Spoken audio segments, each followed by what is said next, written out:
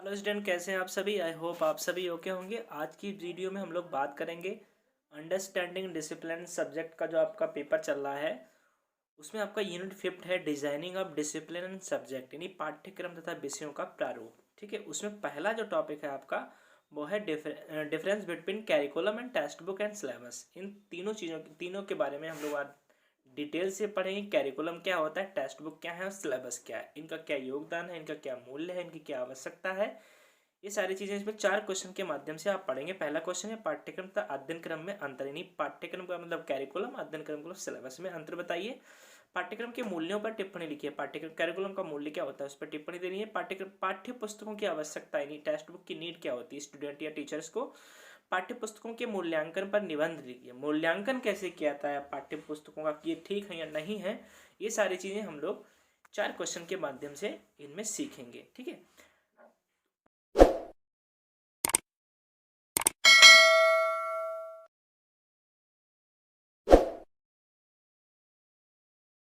पहले क्वेश्चन की बात करते हैं हम लोग। ठीक है, difference between curriculum and syllabus. देखिए पहला पॉइंट है,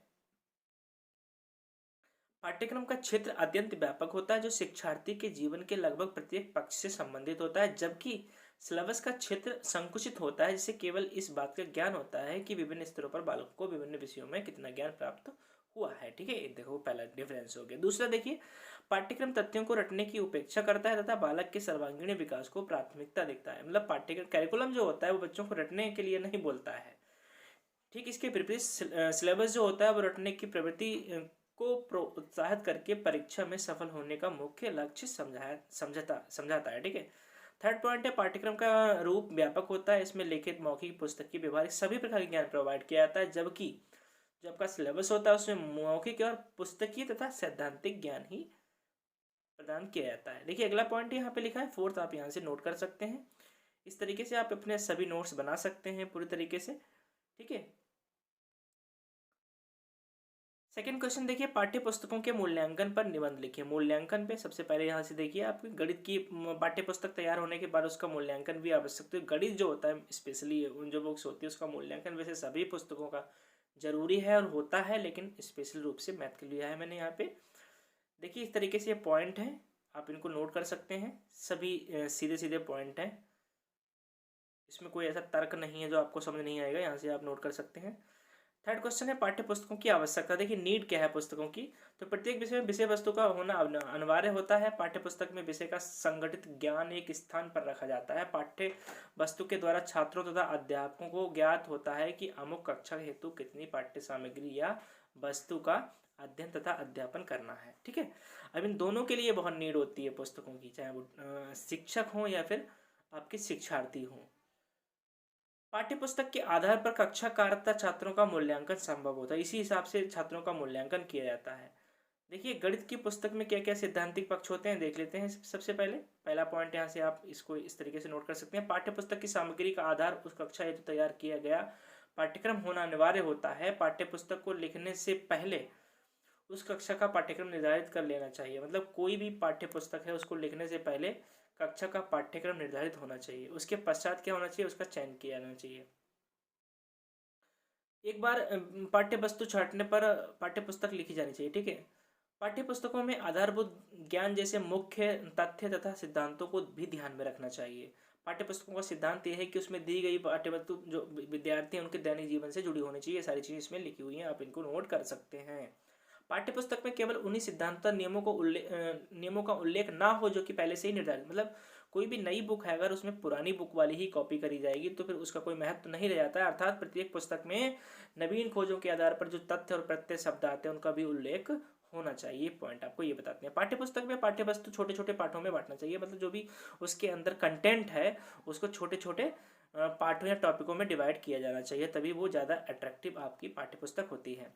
पाठ्यपुस्तक में प्रयोग की गई वस्तुएं जैसे तथ्य, सूत्र, समीकरण, प्रत्यय, संबंध आदि की भली भांति व्याख्या की जानी चाहिए। ठीक है, सातवां पॉइंट देखिए, पाठ्यपुस्तक के निर्माण में विषय के दक्ष लोग तथा अनुभवी अध्यापकों का योगदान होना चाहिए। इस तरीके से पाठ्यपुस्तक का क्वेश्चन समाप्त हुआ। अब देखिए लास्ट क्वेश्चन देखते हैं। फोर्थ जो आपका है, पाठ्यक्रम के मूल्यों पर संक्षिप्त टिप्पणी लिखी है। ये देखिए ये क्वेश्चन ऐसे हैं सभी निरंतर परीक्षाओं में, आपकी बीएड, बीटीसी और बीएड, डीएलएड, एमएड इन सभी परीक्षाओं में पूछे हुए क्वेश्चन है। आप इनको यहाँ से इनके नोट्स बना के और ठीक ढंग से इसका अध्ययन कर सकते हैं। ठीक है, देखिए आपका अगला क्वेश्चन है। अब देखिए यहाँ से देखते हैं, प्रत्येक विद्यालय में शिक्षा के निर्धारित लक्ष्यों की प्राप्ति के लिए विशेष साधनों का प्रयोग किया जाता है। पाठ्यक्रम भी एक ऐसा ही साधन है जिसकी सहायता से प्रत्येक विद्यार्थी को उसके समय के सदुपयोग एवं ज्ञानार्जन की दिशा में सजग रखा जा सकता है। मतलब पाठ्य पुस्तक भी आप पाठ्यक्रम भी आपका क्या करता है, बच्चों को सजग बनाए रखता है, मतलब उनको उनको जो सिलेबस है उनका ज्ञान प्राप्त। उसके बारे में देखिए अगला पॉइंट, इस प्रकार ये प्रकार लिखा, इस प्रकार शिक्षा की प्रक्रिया में पाठ्यक्रम का विशेष महत्व है। पाठ्यक्रम इस संपूर्ण शिक्षण क्रिया का आधार होता है। मतलब जो पाठ्यक्रम यानी कैरिकुलम होता है वो शिक्षण जो क्रिया होती है, शिक्षण जो कार्य होता है उसका बेस होता है।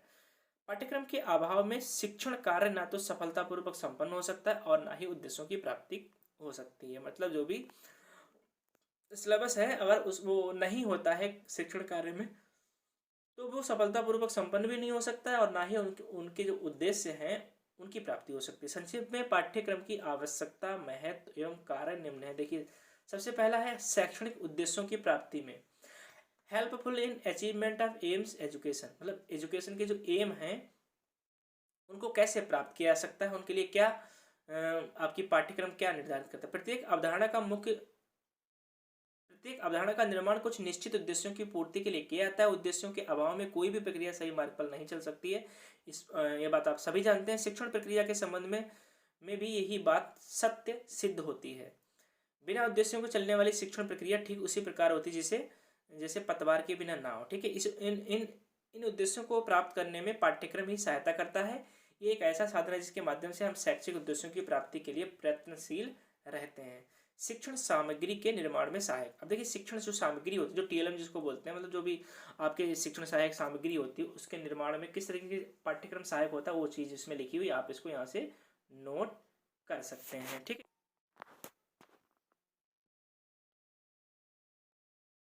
आसान भाषा लिखिए। देखिए थर्ड है आपका शिक्षण विधियों के निर्धारण में जो टीचिंग मेथड्स होते हैं उनके निर्धारण करने में कैसे ये सहायता करता है पाठ्यक्रम। देखिए यहाँ से आप इसको नोट कर। सफल शिक्षण के लिए आवश्यक है कि अध्यापकों को उचित शिक्षण विधियों का ज्ञान हो।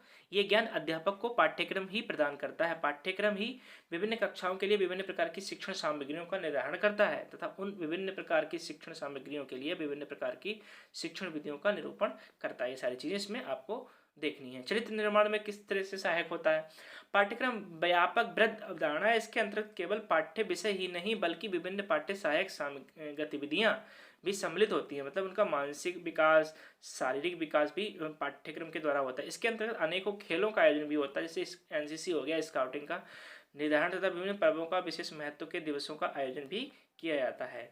तो स्टूडेंट इस तरीके से हमारा ये जो आपका 5th यूनिट का पहला टॉपिक था ये कंप्लीट होता है।